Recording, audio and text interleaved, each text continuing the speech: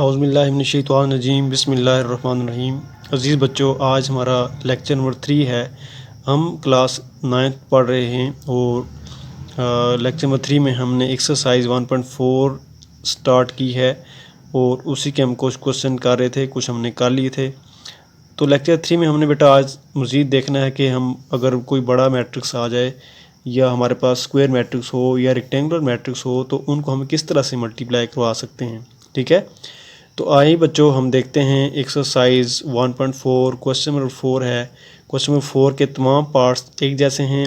जो इसमें कॉम्प्लिकेटेड थे या जिनमें कुछ ज़्यादा प्रॉब्लम्स थी उनको बेटा मैंने यहाँ पे सॉल्व कर लिया है। अच्छे तरीके से समझना, एंड तक वीडियो को देखना ताकि आपके समझने में ज़्यादा आसानी रहे। ठीक है, मल्टीप्लाई करना सीख लेंगे तो आगे आपके पास क्रैमर रूल और इन्वर्जन मेथड और इस तरह के क्वेश्चन सॉल्व करना आसान हो जाएंगे। ओके, चलो बच्चों स्टार्ट करते हैं। हम देखें मल्टीप्लाई करने का आसान तरीकाकार ये है कि आप पहले मैट्रिक्स की रोज़ लें और दूसरे मैट्रिक्स के कॉलम्स लें और उनको मल्टीप्लाई करवा दें। ओके, तो हम देखते हैं बेटा, देखें सबसे पहला पार्ट नंबर ए मैंने लिया। यहाँ पे हम सॉल्व करना चाह रहे हैं, इन दो मैट्रिक्स को मल्टीप्लाई कर रहे हैं। तो देखें कैसे कॉल करते हैं।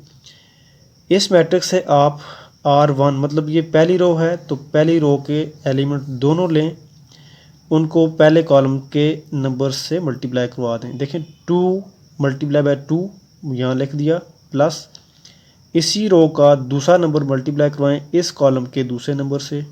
3 मल्टीप्लाई बाय 3 लिख दिया यहाँ पे। अब हमने क्या करना है, देखें इस मैट्रिक्स में एक और कॉलम भी है बेटा, जिसे आप C2 कहेंगे। ये C1 था, ये C2 था। अब इसी पहली रो को, ये जो आपके पास है, इसी रो को आपने अगेन इस C2 के एलिमेंट से भी मल्टीप्लाई करवाना है। ठीक है, 2 मल्टीप्लाई बाय -1 ये लिख दिया, 2 मल्टीप्लाई बाय -1 दरम्यान में प्लस आएगा। ठीक है, ये रूल है।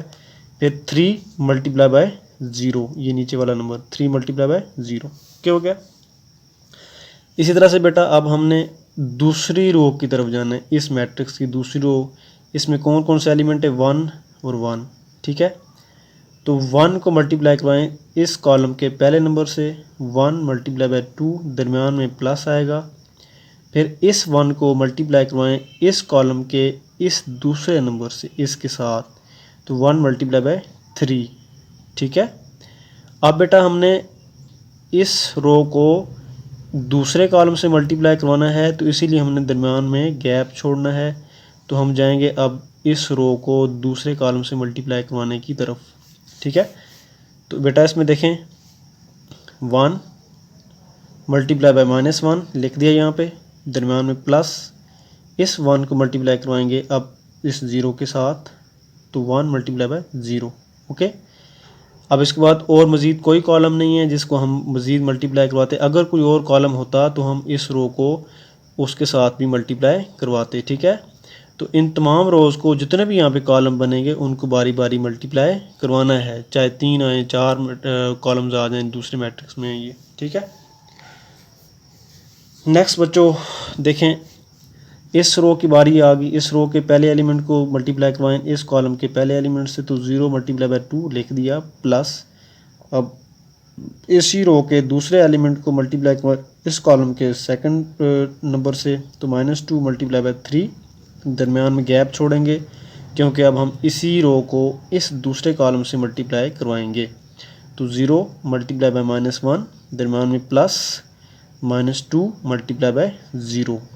ठीक है, अब हमने बारी बारी इस रो को इस कॉलम से मल्टीप्लाई करवा दिया, फिर इसी रो को इस कॉलम से मल्टीप्लाई करवा दिया, फिर इस रो को इस कॉलम से मल्टीप्लाई करवा दिया, इसी रो को इस कॉलम से मल्टीप्लाई करवा दिया, अब इस रो को इस कॉलम से मल्टीप्लाई करवा दिया, इस रो को इस कॉलम से भी मल्टीप्लाई करवा दिए। ओके स्टूडेंट्स, बहुत ही आसान। अब आपने इसको सिंप्लीफाई करना है, तो 2 multiply by 2 4 plus 3 multiply by 3 9, 2 multiply by -1 -2, 3 multiply by 0।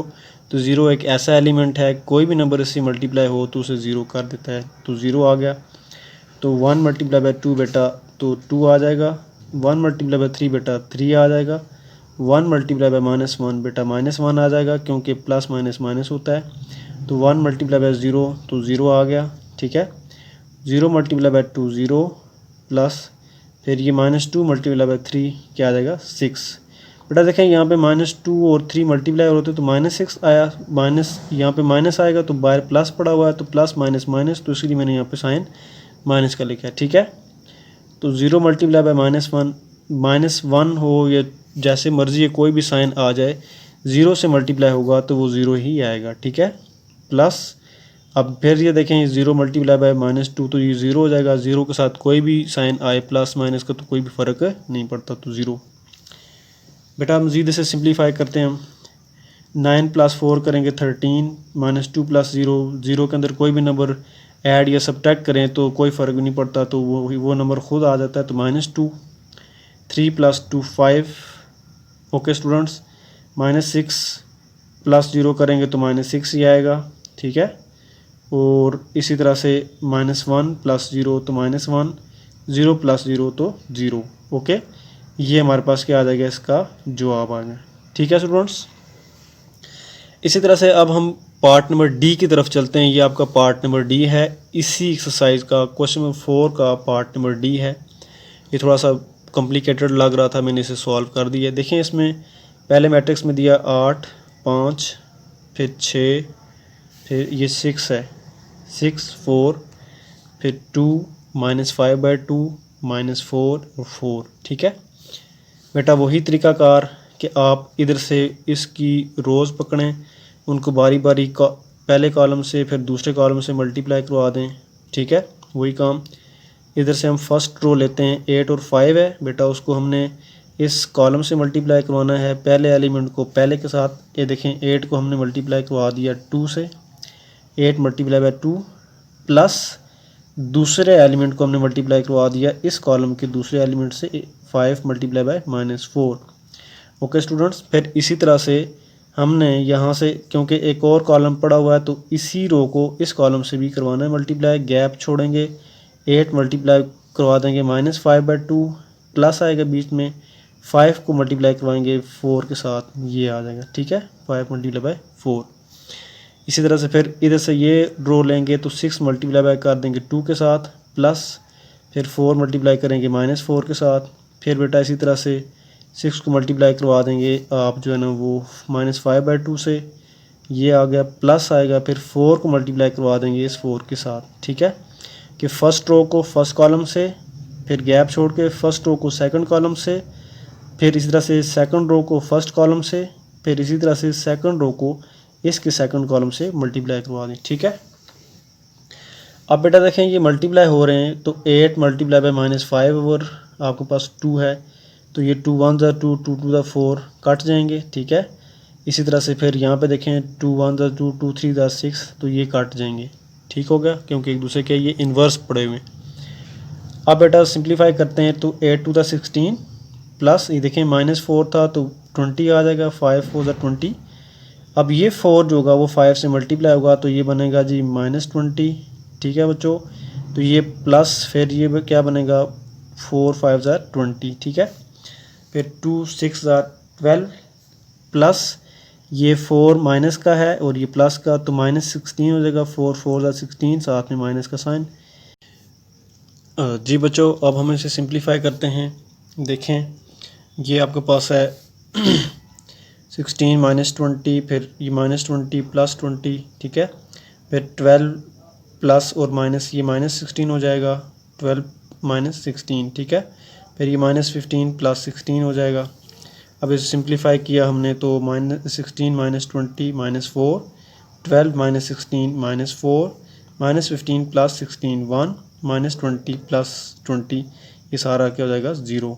ठीक है, तो इस तरह से हमारे पास क्या हो गया, ये वाला मैट्रिक्स हमने इस तरह से मल्टीप्लाई करवा दिया एक दूसरे के साथ।